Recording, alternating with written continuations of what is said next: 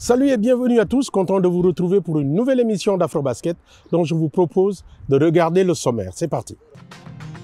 Au sommaire de ce 260e numéro, Congrès FIBA, Hannibal Manav réélu président de FIBA Afrique.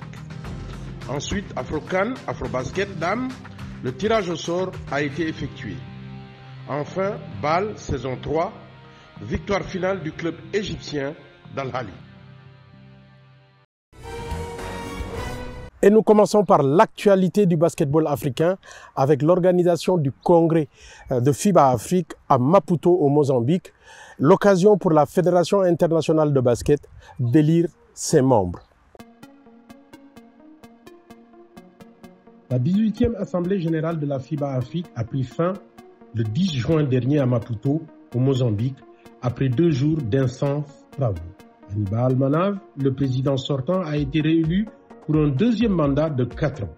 Re-elected President of FIBA Africa, Mr. Hannibal Manav. It is a privilege and an honor for me to be re-elected President of FIBA in Africa. I look forward to working with our national federation to continue to develop basketball in Africa. Sous la présidence de M. Aman Nyong, président de la FIBA, et du secrétaire général Andreas Zaklis et beaucoup d'autres officiels de basketball, le président de FIBA Afrique a fixé les objectifs pour les années à venir. We still have a challenge that we had in the past term. We raised this challenge many times here in this General Assembly. Just to recall some of them, we are talking about the women, specifically Women League. How can we make viable this league? 3-on-3, as the Secretary General indicated, that is a must, that we need to qualify 3-on-3 Africa team in the Olympic Games in Los Angeles for years. Youth, also from the reports, only in the region, specifically in the zone, is still a big challenge. We need to play more in youth, only 30% in this subject we are playing. The academy, road to BAL, all these are our challenges for next term. En marge de cette élection sans surprise, la FIBA Afrique a procédé à celle de certaines zones, telle la zone 1 avec le renouvellement du mandat du Libyen Omar Bakchouchi, en zone 2 l'élection du Sénégalais Mathieu Faye, en zone 3 réélection du Nigérian Sam Amedou, la zone 4 avec l'arrivée du Camerounais Eric Niat, la zone 5 réélection de l'Égyptien Hicham Hariri, la zone 6 de l'Angolais Paulo Madeira, la zone 7 enfin le Malgache Abel Nse. Notons aussi l'élection du Dr Guillaume Oulé à la commission médicale en remplacement du Dr Aboubakar Gueye décédé, à qui la FIBA Afrique a rendu un vibrant hommage. Le directeur exécutif Alphonse Billet a loué la bonne tenue de ce congrès. Rendez-vous dans 4 ans pour hisser encore une fois le basketball africain vers les sommets. Lors de ce congrès, la FIBA Afrique en a profité pour faire le tirage au sort de 2 compétitions majeures.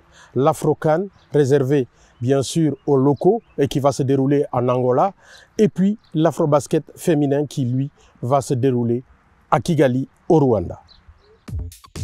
La République démocratique du Congo a marqué les esprits en remportant au soir du 27 juillet 2019 le trophée de la première édition de la FIBA Afro-CAN. L'Afro-CAN, cette compétition qui met en lumière les joueurs évoluant sur le continent africain a été organisée pour la toute première fois au Mali. La RDC, vainqueur de la saison inaugurale, a battu le Kenya en finale sur le score de 82-61. L'Angola et le Maroc ont terminé respectivement 3e et 4e. On se souvient encore du sacre de la République démocratique du Congo comme si c'était hier. Les regards sont désormais tournés vers la deuxième édition de la FIBA Afro-CAN qui se déroulera du 7 au 16 juillet 2023 en Angola. Les poules ont déjà été constituées et les équipes en savent un peu plus sur leur adversaire.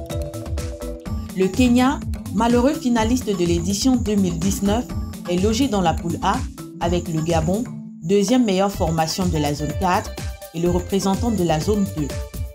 Dans le groupe B, l'Angola, pays hôte de la deuxième édition de l'Afro-CAN, sera opposé au Mali, quart de finaliste de la saison inaugurale et une équipe à laquelle sera attribuée une wild card.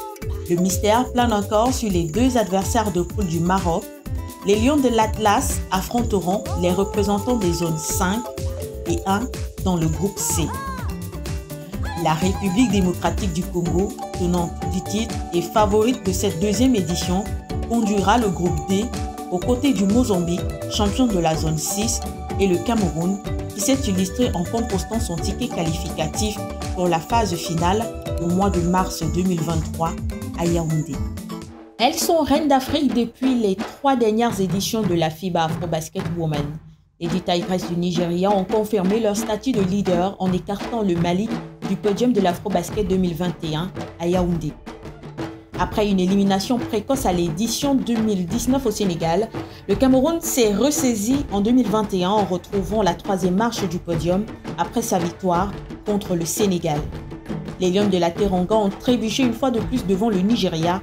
C'était à l'étape des demi-finales où le Sénégal a perdu sur le score de 63-73.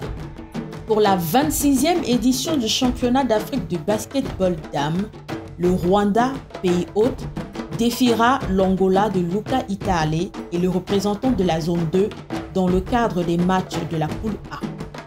Le Cameroun, médaillé de bronze en 2021, va croiser le Mozambique qui n'a plus goûté au podium depuis 2005 et l'équipe qui sera invitée à participer au tournoi grâce à l'obtention de la wild card. Le groupe C nous réserve pas mal de surprises avec des équipes telles que le Mali, finaliste de l'édition 2021, le Sénégal, la formation la plus titrée, et l'Ouganda qui reste jusqu'ici la plus grosse curiosité du tournoi. Les hostilités seront lancées à partir du 28 juillet prochain à Kigali.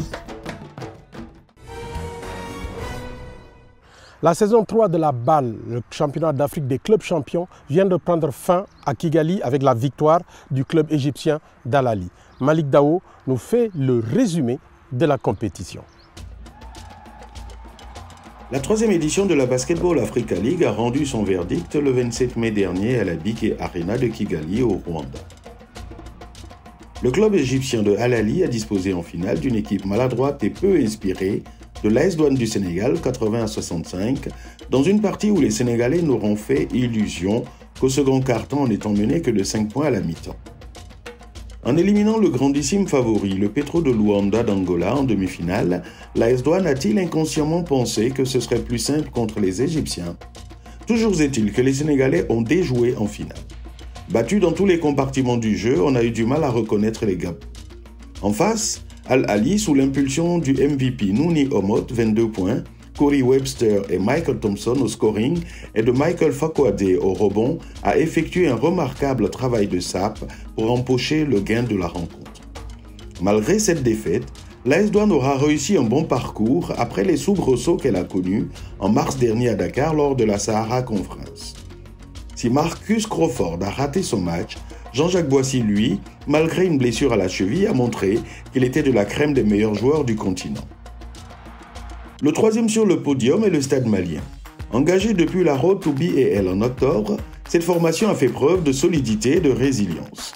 C'est la seule du trio final à avoir fait toutes les étapes de la compétition, misant sur son arsenal de joueurs locaux, dont Aliou Diarra, meilleur défenseur de la saison, et Souleymane Berté. Pour sûr, cette jeune équipe sans grand moyen a séduit et est promise à un bel avenir. C'est aussi l'occasion de saluer et de valoriser la qualité de la formation des jeunes au Mali. Mais la plus grande déception de la saison est venue du Petro de Luanda, 4e. Si après la conférence du Nil, on avait dit que les Angolais ne joueraient même pas la finale, personne ne l'aurait cru. Et pourtant, à aucun moment, le favori désigné de la compétition n'a paru vraiment souverain. Après être passé par un trou de souris en quart de finale contre l'ABC, victoire au forceps de 4 points, elle s'est écroulée en demi contre l'AS Douanes. Excès de confiance, trop grande suffisance ou faiblesse psychologique dans les grands moments, le Petro échoue encore une fois, de la même façon que lors des précédentes éditions. Quoi qu'il en soit, le Al Ahly Sporting Club d'Égypte, en s'imposant à Kigali, permet à l'Abi et elle de rester propriété du nord de l'Afrique, après les sacres du Zamalek en 2021 et de l'US Monastir en 2022. Toute chose qui confirme que plus le niveau des championnats locaux est bon, meilleures sont les équipes. Au club de l'Afrique subsaharienne donc, de se mettre au diapason de leurs homologues du Nord. L'Abi et elle 2023, c'est fini. Vivement 2024. Nous allons maintenant terminer avec les plus grands gestes de cette compétition, de cette saison BAL numéro 3, avec les meilleurs paniers. C'est parti, on regarde, c'est le top 5.